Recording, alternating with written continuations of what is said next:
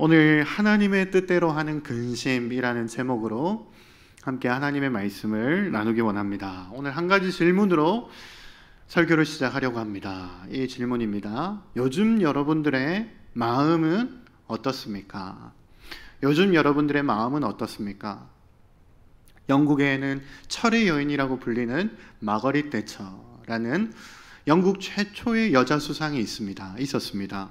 그녀는 무려 11년 6개월 동안 영국 최고의 수상으로 재임하게 되었는데, 은퇴 이후에 한 기자와의 인터뷰 안에서 이런 대화를 나누었습니다. 먼저 기자가 아이스 브레이킹을 한다고 이 마거릿 대처의 마음을 좀 편안하게 해주기 위해서 이렇게 질문했습니다.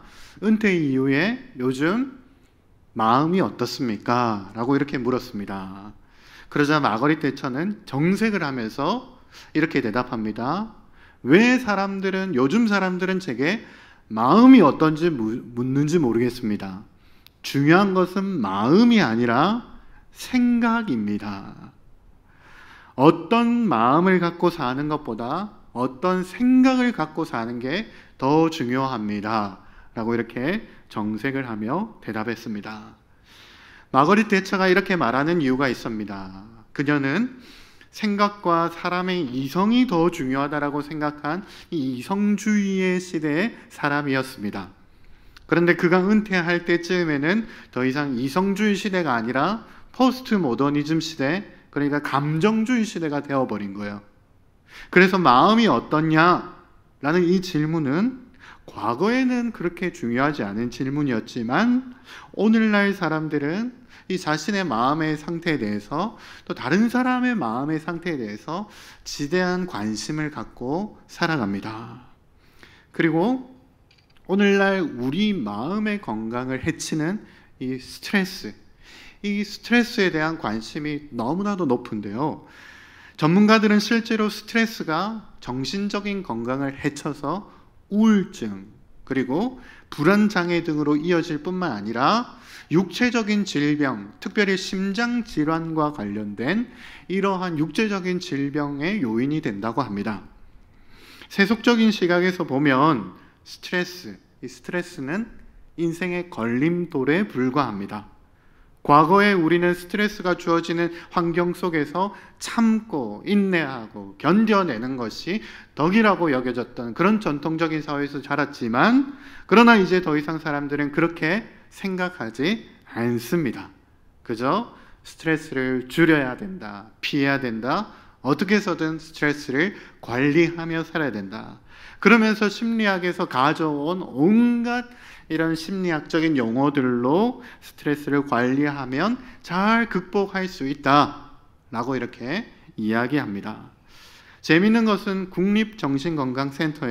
우리나라 국립정신건강센터에서 스트레스를 극복하는 7가지 방법을 제시했는데, 그 중에 하나가 뭐냐면 바로 종교를 가지는 것이 도움이 됩니다 라고 하는 것이 그 한 가지였습니다.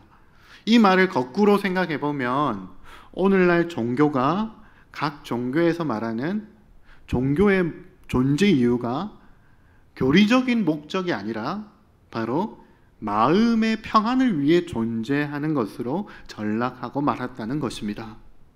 실제로 우리나라 목회 데이터 연구소에서 최근에 조사한 바에 따르면 사람들에게 교회를 다니는 이유가 무엇입니까? 물으니까 구원과 영생을 위해서 다닙니다 라고 답한 사람이 36%였고, 마음의 평안을 위해서 다닙니다 라고 말한 사람이 42%였다라고 말합니다. 이제 교회를 다니는 목적이 구원과 영생이라는 본질적이고 근본적인 목적보다는 개인의 마음의 평안을 위한 수단으로 전락되어져 가고 있습니다. 그리고 우리는 이런 상황을 심리학에 물든 기독교, 어떤 한 작가의 말처럼 심리학에 물든 기독교라고 말합니다. 이렇게 심리학에 물든 기독교에서 가장 큰 문제가 뭐냐면, 가장 큰 문제는 고난의 유익을 잃어버렸다는 것입니다. 고난의 유익에 대해서 사람들이 더 이상 관심을 가지지 않게 되었다는 점입니다.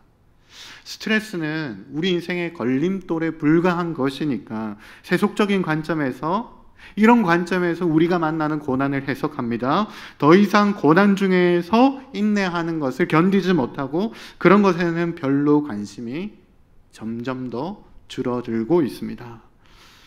사도 바울은 우리에게 환난은 인내를 이루고 인내는 연단을 이루며 연단은 소망을 이룬다 라고 이렇게 이야기했고, 오늘 말씀 10절에도 보면 하나님의 뜻대로 하는 근심은 후회할 것이 없는 구원에 이르게 하는 회개를 이루는 것이요 세상 근심은 사망을 이루는 것이라. 여러분, 성경은 우리에게 우리가 겪는 근심, 고난, 환난 이런 것들의 유익을 말하고 있습니다.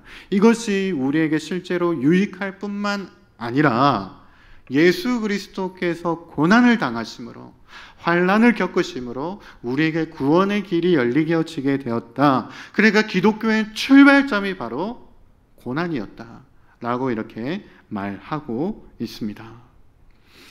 아까 우리가 읽은 10절 말씀에 보면 사도 바울은 의도적으로 근심을 두 가지로 나눕니다. 하나님의 뜻대로 하는 근심, 세상 근심.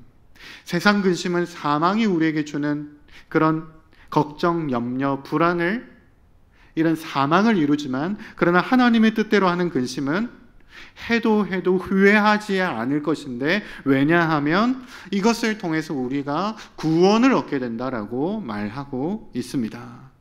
근심이 인생을 사는데 도움을 줄 뿐만 아니라 근본적으로, 본질적으로 사람이 구원에 이르게 하는데 역할을 한다라고 이렇게 말하고 있습니다. 실제로 미국의 저명한 심리학자 조너선 하이트는 이렇게 말합니다. 오늘날 심리학을 비판하면서, 그도 심리학자지만 오늘날 심리학의 풍류들을 비판하면서 이렇게 이야기합니다. 지극히 높은 수준의 용기와 성취, 개인적인 성장에 도달하기 위해서는 역경과 시련, 더 나아가서 트라우마까지도 필요하다. 무슨 말입니까? 개인이 성장하려면 역경, 이런 정도가 아니라 그 정신적인 질병을 일으키는 그런 트라우마까지도 필요하다. 그래서 조너선 화이트는 뭐라고 이야기하냐면 외상후 스트레스 장애라고 말하지 말고 외상후 성장이라고 이야기해야 된다. 자꾸 외상후, 심리학자들이 자꾸 외상후 스트레스 장애라고 이야기하니까 사람들은 이 스트레스를 피하고 이를 통해서 우리 인생에 얻을 수 있는 이런 것들을 자꾸 잊어버리니까 우리가 이제 말을 바꿔야 된다. 외상후 성장이라고 이야기해야 된다. 이렇게 말합니다.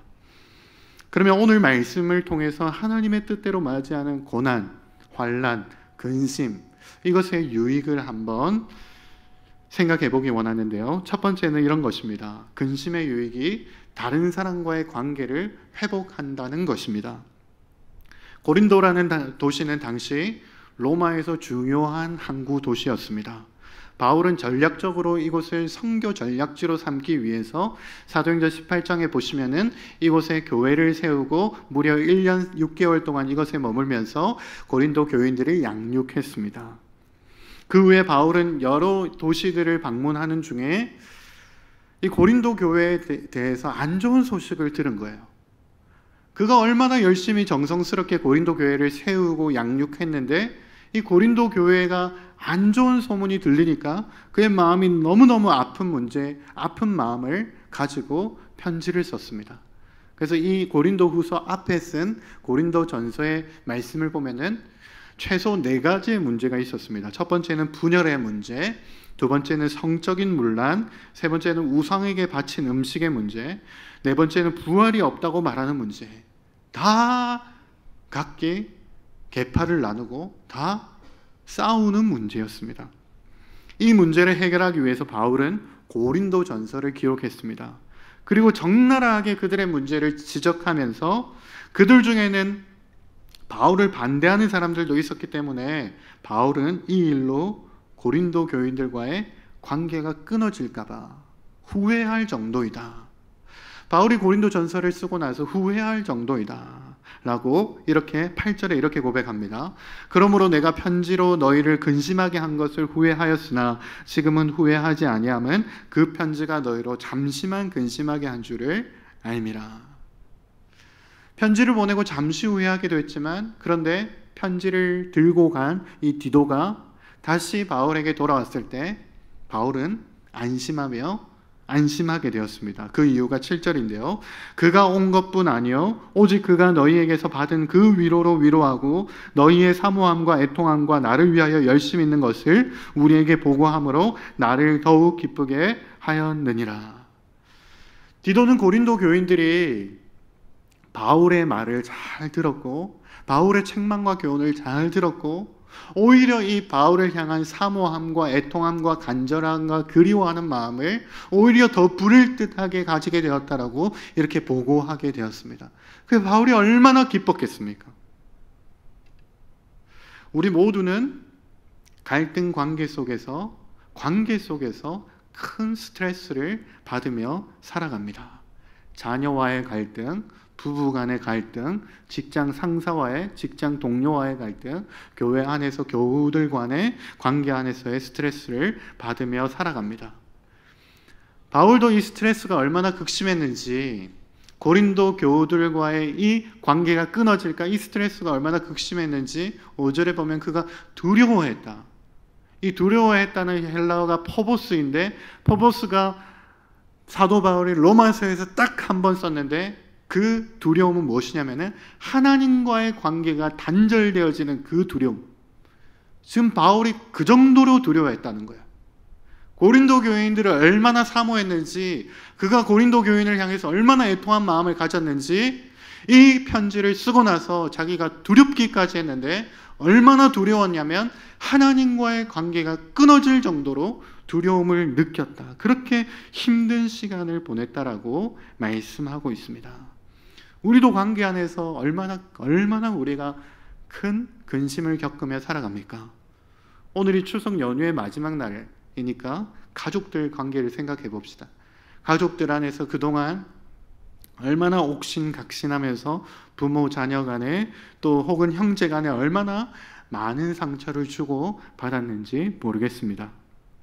그러나 최초의 인간 갈등이 부부 간의 갈등이었다라는 것을 생각할 때 어쩌면 죄의 속성을 가지고 살아가는 우리들은 이 관계 안에서의 갈등은 피할 수 없어 보입니다.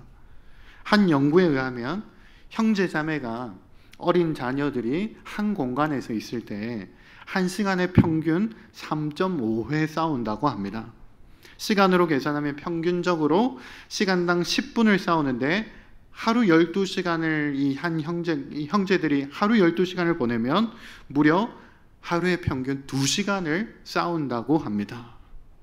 교회라는 공동체 안에서도 마찬가지입니다. 교회는 하나님 안에서 한 형제요 자매라는 가족이라고 우리가 그렇게 생각해 보면 우리 안에서도 갈등이 없을 수가 없습니다.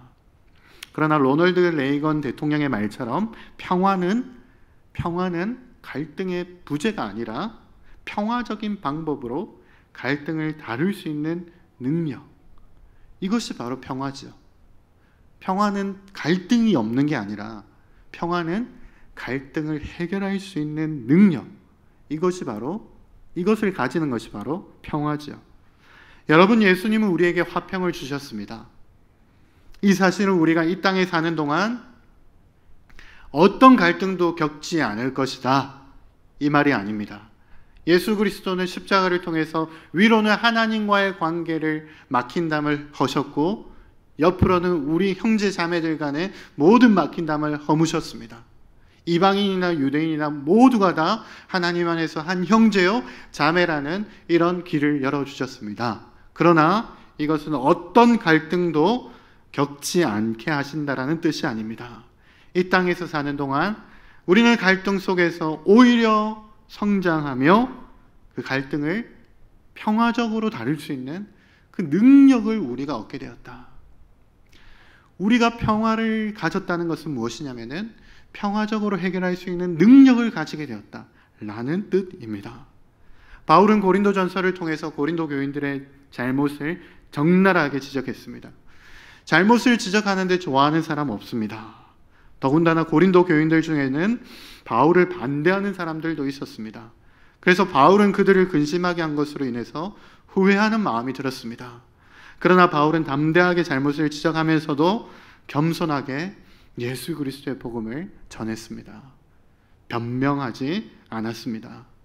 우리는 우리가 속해 있는 공동체, 가정이나 교회나 직장이나 이런 곳에서 크고 작은 갈등을 겪으며 살아갈 수밖에 없습니다. 그러나 이 갈등 속에서 우리가 하나님 뜻대로 근심한다면 우리는 이전보다 더 깊은 관계를 갖고 회복할 수 있습니다. 오직 복음을 가진 자만이 그렇게 할 수 있습니다. 두 번째 근심의 유익은 이런 것입니다. 하나님과의 관계를 회복한다는 사실입니다. 바울은 고린도 교인들과의 관계가 회복되고 그의 마음에 기쁨을 느꼈습니다. 그런데 바울이 진정으로 기뻐한 이유는 따로 있었습니다. 자신과의 관계를 회복한 것뿐만 아니라 하나님과의 관계를 회복했기 때문이다. 이 고린도 교인들이 하나님과의 관계를 회복했기 때문에 내가 얼마나 기쁜지 모른다. 9절에 이렇게 말씀합니다.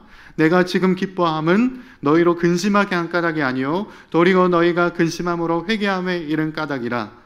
너희가 하나님의 뜻대로 근심하게 된 것은 우리에게서 아무 해도 받지 않게 하려 함이라.